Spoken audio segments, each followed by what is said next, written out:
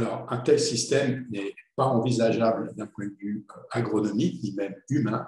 C'est, même en Europe, enfin, on a besoin des animaux pour recycler les biomasses. Tout système purement végétal conduirait à beaucoup de production de biomasse qui ne sont pas consommables par l'homme.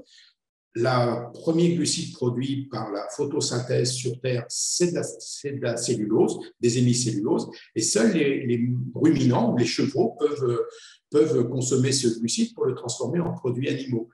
Et puis, le deuxième rôle des animaux, c'est de recycler les effluents d'élevage et de fertiliser les sols. C'est absolument pas imaginable de faire de la production végétale en Afrique sans avoir des animaux qui, ce qu'on dit, fument le sol en ramenant des engrais organiques sur le sol. Et chez nous, l'animal, il a pour rôle de maintenir la matière organique dans les sols. Il y a qu'à voir ce qui se passe dans les grandes plaines céréalières où les sols s'appauvrissent d'année en année par manque d'humus, de matière organique.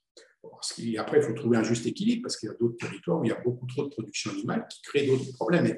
Mais toutes les modélisations qui sont faites sur le développement de l'agriculture biologique, par exemple, mettent en avant qu'il y a besoin d'animaux et de prairies pour organiser tous ces cycles biologiques.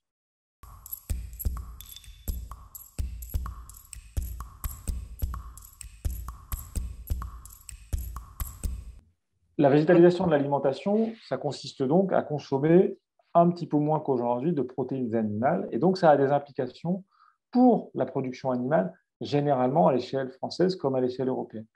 Or, cette production animale, aujourd'hui, elle joue un rôle d'un point de vue économique qui est fondamental, à la fois en pourvoyant de nombreux emplois, à l'amont agricole comme à l'aval industriel, et en générant de la valeur ajoutée de manière assez importante à l'échelle du système alimentaire. Et donc, une évolution des pratiques alimentaires concomitante d'une évolution de la production, des volumes de production, doit être prise en charge aussi d'un point de vue socio-économique, en faisant évoluer la nature de la production et en compensant la réduction des volumes par un accroissement de la qualité qui lui-même est plébiscité par une part croissante des consommateurs, et on le voit à longueur de sondages d'opinion, dont le dernier nous disait que plus de 58% des consommateurs européens seraient prêts à manger moins, mais mieux de protéines animales. Et donc, ces enjeux socio-économiques peuvent être traités comme ça, moins, mais mieux, y compris d'un point de vue économique.